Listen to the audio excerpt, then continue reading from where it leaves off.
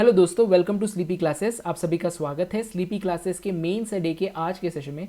तो आज जो है हम एथिक्स से रिलेटेड एक थ्योरी बेस्ड क्वेश्चन देखेंगे। क्वेश्चन है explain why international ethics is so important, mention present international ethical issues that the world is experiencing. Question कहता है कि आपको एक्सप्लेन करना है कि इंटरनेशनल एथिक्स क्यों ज़्यादा इंपॉर्टेंट है, यानी बेसिकली आपको उसका सिग्निफिकेंस देना है। फिर आपको बताना है कि आज के समय में कौन से ऐसे इंटरनेशनल एथिकल इश्यूज आपको दिखते हैं।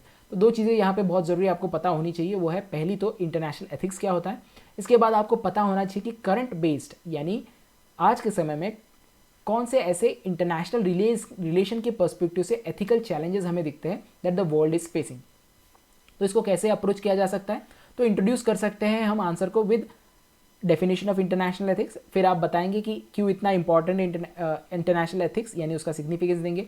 फिर आप बताएंगे प्रेजेंट इंटरनेशनल एथिकल इश्यूज या चैलेंजेस जो वर्ल्ड फेस कर रही है। फिर आप कंक्लूड करोगे कि कैसे जो इंटरनेशनल एथिक्स है इन चैलेंजेस को मीट कर सकता है, या हम कह सकते हैं इसको सोल्यूशन दे सकता है। तो इस तरह से हम इसे अप्रोच कर सकते हैं। तो हम स्टार्ट करेंगे, हमारा आंसर इंट्रोड्यूस करेंगे by giving the definition of international ethics. तो इंटरनेशनल एथिक्स को आप कई तरह से परिभाषित कर सकते हैं। इसको एज अ स्टडी भी आप बता सकते हैं कि एक स्टडी है कि कैसे एक देश जो है दूसरे देश के साथ बिहेव करता है और कैसे उसको बिहेव करना चाहिए, या किसी एक देश के सिटीजन्स दूसरे देश में जाते हैं तो कैसे उनके साथ व्यवहार होता है या कैसे उनको रिस्पॉन्स मिलता है। इन सारी चीज़ों का एक तरीके से स्टडी होता है इंटरनेशनल एथिक्स में।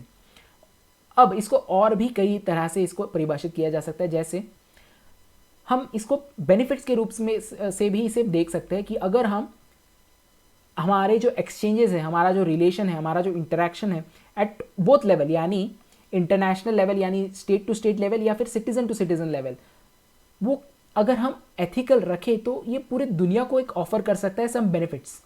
बट अगर हम अनफ्रेंडली, अग्रेसिव और अनकोऑपरेटिव वे में बिहेव करें then it could hurt our international relations. तो इस तरह से भी हम इंटरनेशनल एथिक्स को परिभाषित कर सकते हैं। अब सेकंड पार्ट में हम आएंगे, हम बताएंगे कि क्यों बहुत ज़्यादा इंपॉर्टेंट है इंटरनेशनल एथिक्स या एथिकल रहना इन इंटरनेशनल रिलेशंस। तो सबसे पहले ये इंश्योर करता है ग्लोबल पीस। आप देखोगे नेशनल इंटरेस्ट के नाम पे बहुत सारी ऐसी गलत गलत चीज़ें करते हैं कई सारे देश, जैसे killing of enemies, transgressing boundaries, wars, acquisition of new territories. These are all justified in the name of national interest. National interest सबसे important है इंसान के लिए, बट उसमें आपको थोड़ा सा उसको ब्रॉड भी रखना पड़ेगा, यानी आपको बाकी लोगों के इंटरेस्ट को भी आपको अपने इंटरेस्ट में शामिल करके लेना पड़ेगा।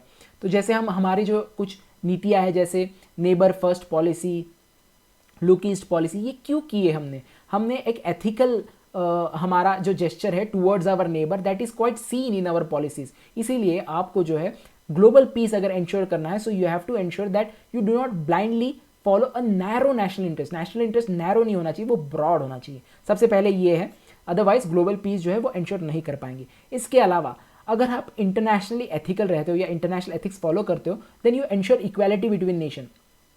आप देखोगे जब एथिक्स एब्सेंट होता है इंटरनेशनल रिलेशंस में, तब देखा जाता है कि जो बड़ा नेशन है, बिगर नेशन और जो स्ट्रॉन्गर नेशन है, that actually dominates the smaller nation. ये जैसे हम कहते हैं big fish eating small fish, तो ये एनार्की क्रिएट कर सकता है पूरे वर्ल्ड ऑर्डर में। इसके बाद एथिकल रहना या इंटरनेशनल एथिक्स ये इंपॉर्टेंट क्यों है, क्योंकि ये हेल्प करता है इन रेजोल्यूशन ऑफ ग्लोबल इश्यूज।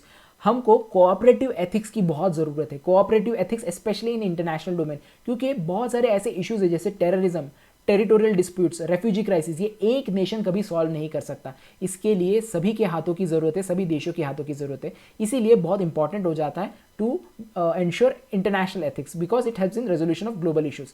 इसके बाद अगर आपको एक दुनिया, अच्छी दुनिया बनानी है, you have to create a better world, then international ethics बहुत ज़्यादा ज़रूरी है। क्योंकि जो एथिकल प्रैक्टिसेस होते हैं जैसे एड करना किसी को, उसके बाद एनवायरमेंटल एग्रीमेंट, ये सारी जो चीज़ें हैं जहाँ पे लोग कोऑपरेट करते हैं एक दूसरे के साथ, जो बहुत ही एथिकल प्रैक्टिस है, ये हेल्प करता है to solve major issues like poverty, disaster being faced by the world. आप देखोगे इंडिया जब भी डिजास्टर कहीं पे होता है, in a good gesture, in a kind gesture, in a ethical gesture, it goes and helps those countries. ये चीज़ जो है ये अल्टीमेटली एक बेटर वर्ल्ड को क्रिएट करने की तरफ लेके जाती है। इसीलिए आपको इंटरनेशनल एथिक्स बहुत ज़रूरी है। इसके अलावा प्रेजेंट इश्यूज तो है ही है, बट आगे की जो इश्यूज है उसको भी टैकल करने के लिए इंटरनेशनल एथिक्स बहुत ज़रूरी है। आपने सुना होगा एथिकल एआई, यानी एआई जो आज की डेट में आप देखोगे आर्टिफिशियल इंटेलिजेंस, इसको जो है एथिकली हमें यूज़ करना चाहिए।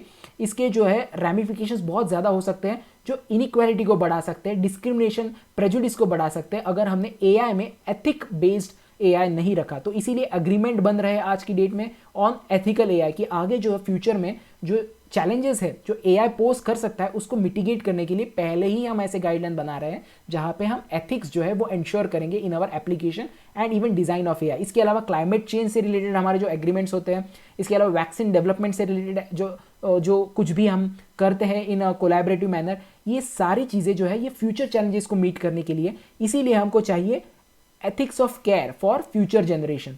और इसके लिए आपको इंटरनेशनल लेवल पे कोऑपरेट करना पड़ेगा so that our future generation is secure. तो वो भी आप कर सकते हो if you follow international ethics. तो आप देख सकते हो क्यों इतना ज़्यादा इंपॉर्टेंट। इसके अलावा और भी पॉइंट्स आप ऐड कर सकते हो why international ethics is important. इसके बाद हम नेक्स्ट पॉइंट पे जाएंगे कि करंट एथिकल इश्यूज हमें क्या दिखते हैं दुनिया भर में। तो सबसे रिसेंट हम देखते हैं यूक्रेन, रशिया यूक्रेन वॉर एक अनएथिकल वॉर दिखाई देता है। क्यों? क्योंकि यहाँ पे सिविलियंस पे अटैक किया गया है। बूचा के बारे में आपने सुना होगा। इसके अलावा कुछ ऐसे इनह्यूमन बॉम्ब्स जैसे फॉस्फोरस बॉम्ब्स का इस्तेमाल किया गया, ऐसे रिपोर्ट्स है। If you do not know exactly if that bomb is use, you can use the word reports और alleged so that it becomes quite, it does not come out as a some sort of distorted view.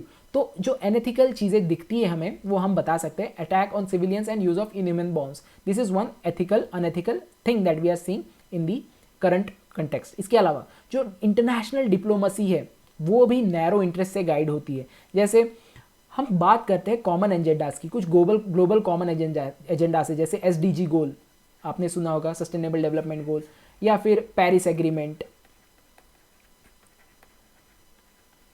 इसके अलावा अगर कोई दो देश लड़ रहे हैं तो उसमें जो बाकी के देश है उनका अप्रोच कैसा है, क्या उनका अप्रोच, जैसे इंडिया का अप्रोच है कि हम बात कर रहे हैं कि जो वॉर है वो सीज होना चाहिए और जो है लोग जो है टेबल टॉक करने चाहिए ताकि जो है सोल्यूशन जो मिले for that war it is a quite kind of peaceful solution that we can give. But बाकी के देश देखोगे, specially western nations, what they are doing, they are seeking their interest. उनके नैरो इंटरेस्ट की वजह से वो डिप्लोमेसी जो है, इंटरनेशनल डिप्लोमेसी, वो उसको गाइड कर रही है। इसकी वजह से कॉन्फ्लिक्ट जो है वो अभी भी बरकरार है। So stand of western nation in Russia Ukraine conflict is some sort of ethical issue that we can see over here. इसके अलावा आप देखोगे क्लिनिकल ट्रायल्स, कोविड-19 रिसेंटली हुआ तो आपने देखा होगा कि बहुत सारे जो डेवलप्ड कंट्रीज है वो कोविड के वैक्सीन बना रहे थे, बट वो ट्रायल जो है, यानी अगर कोई वैक्सीन बनता है तो उसका एक स्टेज होता है, डेवलपमेंट स्टेज, तो एक पर्टिकुलर पॉइंट पे आपको वो ट्राई करना पड़ता है ह्यूमंस पे। बट ये ट्रायल किन लोगों पे होता है? ये एक्चुअली जो डेवलपिंग कंट्रीज या अंडर डेवलप कंट्रीज हैं वहाँ पे इन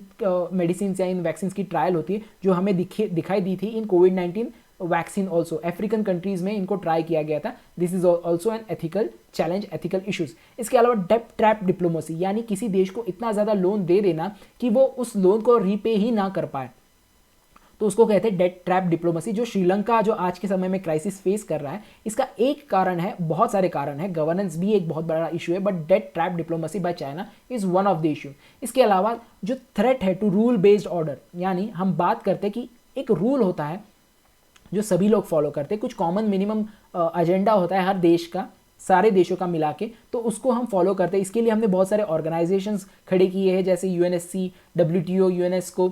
अब ये सारे जो ऑर्गेनाइजेशंस है, ये इंस्टीट्यूशंस है, कुछ रूल्स सेट करते हैं जो सभी ने फॉलो करने चाहिए, क्योंकि ये रूल्स फॉलो बनाते समय ही कंसेंसस क्रिएट किया जाता है। बट कई देश जो है, जैसे चाइना खुद साउथ चाइना सी में जो कर रहा है वो साइडलाइन कर रहा है to all the apprehensions that the other countries as well as institutions are talking about, तो उसको साइडलाइन करके अपनी मनमानी कर रहा है। तो it is a threat to rule based order, so this is also an ethical issue.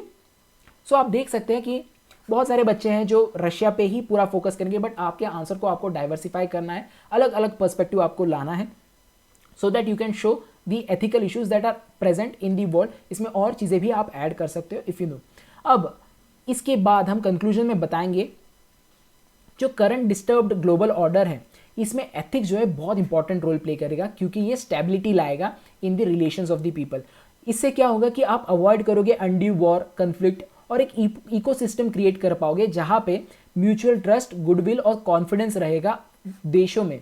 तो ये बहुत ज़्यादा इंपॉर्टेंट है, and that's why ethical issue, ethical international ethics becomes very important. तो क्लियरली आप देख सकते हो कि इंटरनेशनल एथिक्स का बहुत ज़्यादा सिग्निफिकेंस है इन दी करंट टाइम्स। तो हम क्विकली देखेंगे हमने क्या इस पर्टिकुलर आंसर में कैसे इसको अप्रोच किया। तो शुरुआत में हमने इंटरनेशनल एथिक्स को डिफाइन किया, फिर हमने इंपॉर्टेंस बताया इंटरनेशनल एथिक्स का, इसके बाद हमने करंट एथिकल इश्यूज जिसको हमने डाइवर्सिफाई किया है, बहुत ज़्यादा हमने रशिया पे फोकस नहीं किया बट बाकी चीज़ों को भी हमने इसमें बताया है और ऐसे ही आपको बताना है। फिर कंक्लूड किया है, फिर से हमने रीएम्फसाइज किया है कि कैसे इंटरनेशनल एथिक्स जो है ये हेल्प करेगा to avoid all those things that we are seeing like undue war, conflict and to provide ecosystem which will build mutual trust, goodwill and confidence among all the countries. तो इस तरह से आप इस आंसर को conclude कर सकते हो।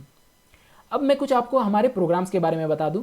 तो अगर आप 2020 मेंस दे रहे हो और आपको अपना जो प्रिपरेशन है वो और ज़्यादा सॉलिड करना है, specially from the perspective of answer writing, तो आप GS mains crash course avail कर सकते हो एट 5999। इसमें आपको डेली 5 क्वेश्चंस दिए जाएंगे और 300 से ज़्यादा इंपॉर्टेंट इश्यूज जो है उसको कवर किया जाएगा क्वेश्चन आंसर्स फॉर्मेट में, और आपकी इवैल्यूएशन होगी, डेडिकेटेड टेलीग्राम ग्रुप होगा आपके लिए। तो जैसे मैंने कहा बहुत ही अफोर्डेबल है ये, आपके आंसर्स को बहुत सॉलिड करेगा।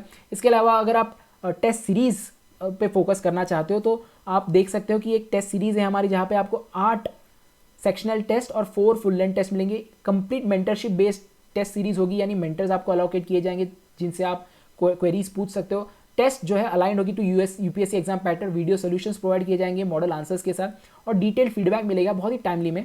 तो ये 6999 पे आप अवेल कर सकते हो। इसके अलावा स्पेशल प्रायोरिटी ग्रुप भी है।